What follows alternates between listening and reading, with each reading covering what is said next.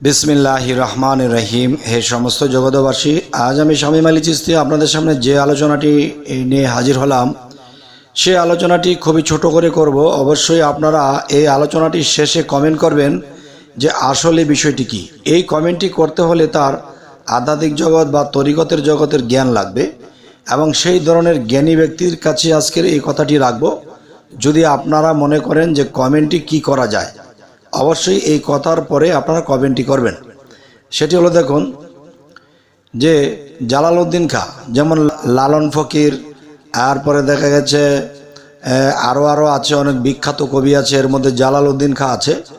তো জালালউদ্দিন খাঁ বয়াতিদের মধ্যে খুব জনপ্রিয়, তার কবিতা, তার ছন্দ, তার কথার ধারা।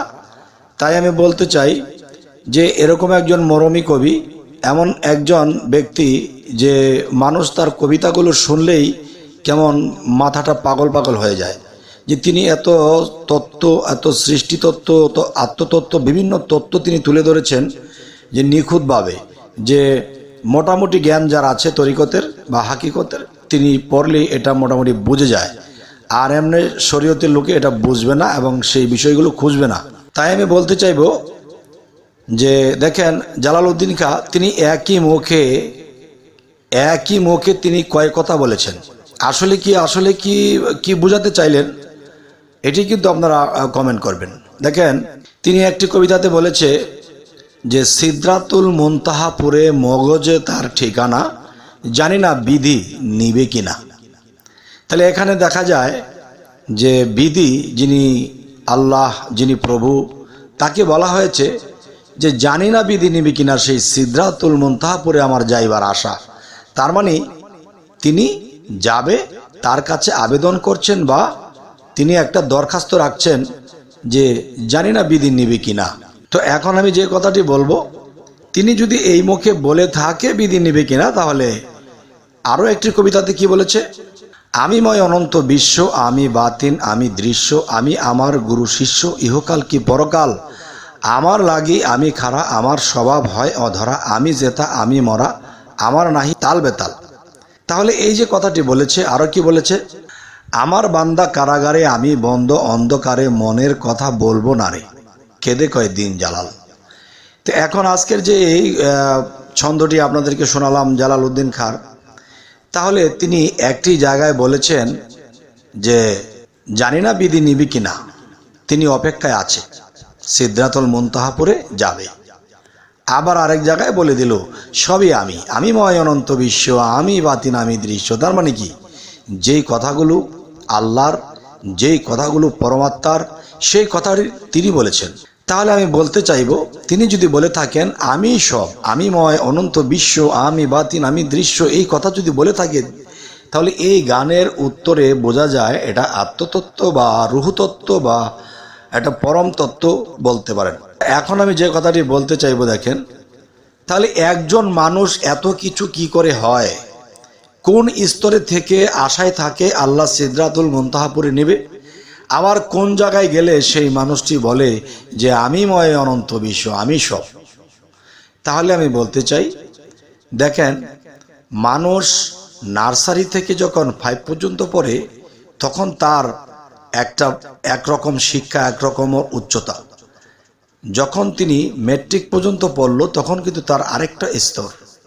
এরপরে তিনি যখন বিএ পড়তেছেন, তখন একটা স্তর, ইউনিভার্সিটি, সেখানে একটা স্তর। তাহলে আমি বলতে চাইব যে তিনি যখন লিখেছিলেন যে সিদরাতুল মুনতাহাপুরে যাইতে আসা, জানি না বিধি নিবে কিনা, তাহলে এটা তিনি ম্যাট্রিক পাস করে এরপরে তিনি বলতেছে। এরপরে কিন্তু বিএ, এরপরে কিন্তু দেখা যায় যে ইউনিভার্সিটি। তো সেখানে ইউনিভার্সিটিতে যখন তিনি পৌঁছে গেলেন, এমনকি লন্ডন পিএইচডিও এনে নিলেন, তখনই তার মুখ দিয়ে কি বের হচ্ছে যে আমায় কে কয়েক কারে ভাবতে গেলেও চিরকাল, আমি আদি আমি অন্ত, আমার নামটি রহুজ্জামাল। তার মানে তিনি আত্মতত্ত্ব, ভেদ তত্ত্ব বুঝে গেছে, যার ফলে সেখানে গিয়ে দেখে এখানেও আমি, সেখানেও আমি, ওখানেও আমি, তুমি বলতে কিছু নেই, সমস্ত কিছু আমিতে চলে যায়।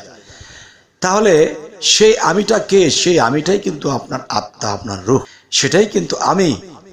তাহলে যে কথাগুলো হবে দামি সেটা কিন্তু যারা এখানে জ্ঞান রাখে তারাই বুঝবে। তাহলে আজকের কথাটি আমি বোঝাতে চাইছি, শেষ ফিনিশিং আমি যেটা বলবো, আপনি যখন ম্যাজিস্ট্রেট হয়েছেন, আপনি অর্ডার করতেছেন, বা আপনি যখন হাকিম হয়েছেন তখন আপনি অর্ডার বলছেন, উকিল আছে এবং দেখা যায় যে আসামি আছে। তো ওখানে দেখা যায় আপনাকে ভক্তির সাথে কথা বলতে হয়, বেয়াদবি যেন না হয়, তখন আপনি হাকিম হয়ে আছেন। তাহলে ওখানে আপনার হাকিমের চরিত্র। আপনি যখন বাড়িতে এসেছেন তখন আপনার ছেলেমেয়েরা কাঁধে ঝুলছে আর বলছে, আব্বু আমাকে এটা দাও, আমাকে ওটা এনে দিতে হবে। আব্বুর শরীরের কিন্তু পায়ে পায়ে বাড়িও লাগছে। আচ্ছা, তাহলে এখানে একটা চরিত্র। এখন স্বামী বলতেছে এগো ওগো, তার মানে কি যে এটা তার স্বামী। তাহলে এখানে সে স্বামী, একজন মানুষ কিভাবে এতটা হয়? এক জায়গায় তিনি ম্যাজিস্ট্রেট, আরেক জায়গায় তিনি হাকিম, আরেক জায়গায় তিনি পিতা, আরেক জায়গায় তিনি স্বামী। এই কথাগুলো আসলে কিন্তু দামি। তবে বলতেছি আমি এই জন্যই যে আমরা বলতেছি ফেরেস্তা, আমরা বলতেছি যে নবীর সাহাবা, আমরা বলতেছি ইমুক নবী রাসূল। তাহলে আসলে আমরা কিন্তু সুন্দর করে একটা কথা বলে থাকি যে মহাবিশ্ব ব্রহ্মাণ্ডে যা কিছু আছে তা আছে আমাদের ভাণ্ডে, বা আমার ক্ষুদ্র বিশ্ব বা আমার দেহভাণ্ডে সমস্ত কিছুই আছে। তাহলে এই যে কথাটি বলতেছি যে যা আছে বিশ্ব ব্রহ্মাণ্ডে তা আছে আমার ক্ষুদ্র ভাণ্ডে, তাহলে এই যে কথাগুলো আমরা বলতেছি, বাহিরে গাছপালা তরুলতা আকাশ জমিন আমরা দেখতে পাচ্ছি। তাহলে আপনার ভিতরে বা আপনার দেহ ভাণ্ডটার ভিতরে কি কখনো আপনি ঢুকে দেখেছেন যে আপনার ভিতরে সূর্য কোথায়, চন্দ্র কোথায়, আপনার ভিতরে নবী কোথায়, রাসূল কোথায়, হ্যাঁ, এবং আপনার মধ্যে শয়তান কোথায়, কে আপনাকে ঘোরাচ্ছে, কে আপনার নফসের মধ্যে কুখায়েশ দিচ্ছে? তাহলে যদি বলতে চাই, তাহলে দেখেন যে হযরত ঈসা তিনি কি, হযরত মুহাম্মদ সাল্লাল্লাহু আলাইহি সাল্লাম তিনি কি, এবং মুসা কালামুল্লাহ তিনি কি, দাউদ জবরুল্লাহ তিনি কে? আসলে এই জিনিসটা যদি আমরা বেলায়েতের যুগে ভাবতে যাই, তাহলে জালালউদ্দিন খাজা বলেছে আমি ময় অনন্ত বিশ্ব, আমি বাতিন, আমি দুরুষ্ট। তার মানে আমার নবী আমি, আমার রাসূল আমি, আমার খোদা আমি, এবং দেখা যায় আমার ফেরেশতাও আমি, আমার ভিতরে অন্ধকারও আমি, আমার মধ্যে আলো সেটাও কিন্তু আমি। তাহলে এই কথা বলতে গেলে এই দেহটাও আমি, দেহর ভিতরেও সেই আমি। আর এখানেই কিন্তু বলা হয়েছে আমার বান্দা কারাগারে, আমি বন্ধ অন্ধকারে। আমার কারাগার কোনটি? আমার কারাগার নিজেই আমি, আমার এই দেহ খাঁচা, এই দেহ খাঁচার ভিতরে আত্মা সেটাও কিন্তু আমি। তাহলে দেখেন আপনার ডান হাত এটাও বলতেছেন আমার হাত, আপনার বাম হাত এটাও বলতেছেন আমার হাত। এখন আপনার হাত, এই দুটি হাত মিলিয়ে কিন্তু আপনি একজন মানুষ। তাহলে যখন আমার বলি তখন খণ্ড হয়ে গেল যে এটা আমার হাত, তাহলে আমি কোনটা? এটা আমার বাম হাত, তাহলে আমি কোনটা? এবারে দুনিয়াবি খুঁজতে গেলে যে এটা আমার বাড়ি, ওটা আমার গাড়ি, তাহলে সবই তো আপনার। এই দেহটাও আপনার, এই কিডনি, এই দেখা যায় আপনার মধ্যে হার্ট, এবং দেখা যায় চক্ষু আছে, কান আছে, সব কিছুই কিন্তু আপনার। তাহলে আপনি কোনটি? যেডি আপনি, আপনি যে সেই কিন্তু বলতেছে আমি ময় অনন্ত বিশ্ব, আমি বাতিন, আমি দৃশ্য, আমি আমার গুরু শিষ্য, ইহকাল কি পরকাল, আমার লাগে আমি খারা, আমার স্বভাব হয় অধরা, আমি জেতা আমি মারা। তার মানে কি সেই সে।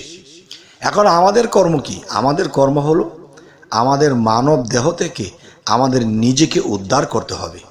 তাই নিজেকে উদ্ধার করতে গেলে কি করতে হবে? সর্বপ্রথম এটাই করতে হবে যে মান আরাফা নফসাহু ফাকাদ আরা রাব্বাহু।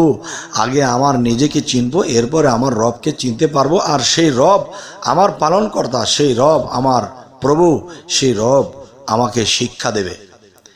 যাই হোক, এ সমস্ত জগতবাসী আজকে এই আলোচনাটি আপনাদেরকে কি বোঝাতে চেয়েছি অবশ্যই কিন্তু আমাকে আপনারা জানাবেন যে আসলে আপনারা কি কমেন্ট করবেন, যে জালালউদ্দিন খাঁ দুই জায়গায় দুই কথা বললেন কেন, এবং শেষে আমার ফায়সালা কি মিলে গেল কিনা। অবশ্যই আপনারা সকলে ভালো থাকবেন এবং কি ধরনের আলোচনা চাইছেন তাও জানাবেন। যদি আমাদের চ্যানেলে নতুন হয়ে থাকেন তো অবশ্যই সাবস্ক্রাইব করে রাখবেন। সকলেই ভালো থাকবেন। আল্লাহ হাফিজ।